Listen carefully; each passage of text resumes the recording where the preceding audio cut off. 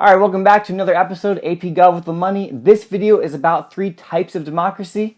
Let's do it.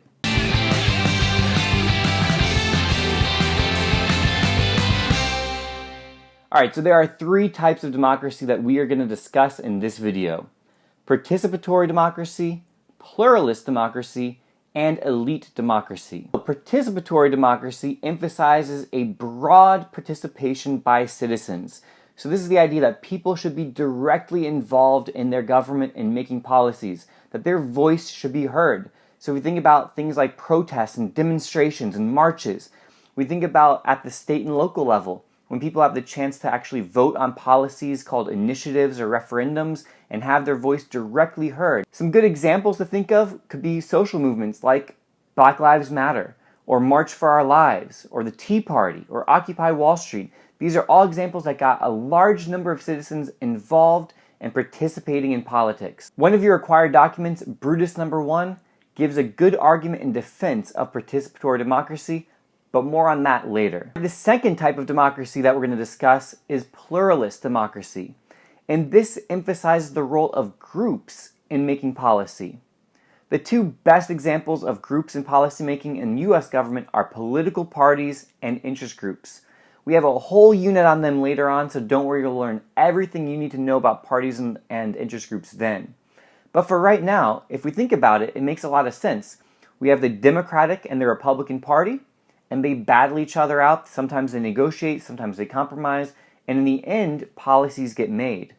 Most people end up voting for one of those 2 parties, so we see pluralist democracy in action. Federalist number 10 argues in favor of pluralist democracy. So we'll talk about that more in the next video, but for right now, just keep that in mind. It's important to note that sometimes the line between participatory democracy and pluralist democracy, on the other hand, it's sometimes a very blurry line. For example, think of March for Our Lives. Does that better embody participatory or pluralist democracy? Well, it has elements of both. You think about people being actively involved in demonstrating and marches and having their voice heard, that's definitely participatory when you think about the tens of thousands of people who sprang up and joined that movement. But on the other hand, it is a group of people with a united purpose trying to influence policy, in this particular instance, in favor of stricter gun control. So it does have elements of pluralism in there as well.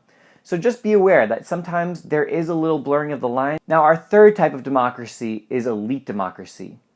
And this emphasizes a limited role for the people. This is very different than participatory, which wants as many people as possible to get involved in government and policy making. With elite democracy, there is a distrust of the people. There is this idea that there needs to be a filter between the people and policies being made. Now, the U.S. Constitution in many ways embodies this idea of elite democracy.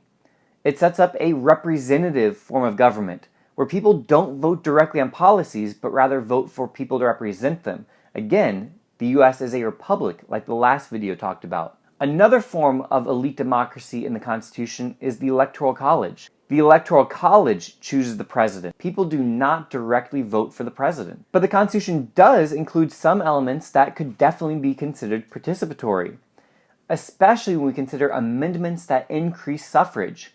So amendments like the 15th, the 19th, the 26th Amendment, these expanded the right to vote, first to African Americans, then to women, and then to all people 18 years of age or older. So this allows more people to be involved, so in that way, it does promote participatory democracy. You could also make the argument that the Constitution promotes pluralist democracy. Through freedom of speech and freedom of assembly, people are able to form political parties, interest groups, and things like this to influence policymaking. So again, the Constitution, it kind of sets the groundwork for all 3 of these. So those are our 3 types of democracy: participatory, pluralist, and elite democracy. Until next time, this has been a La Money production. Hey everybody, thanks for watching. I hope this video helped. If it did, help me out. Hit that like button so I can spread these videos to other AP Gov students. Subscribe if you haven't already. I'll see you guys next time.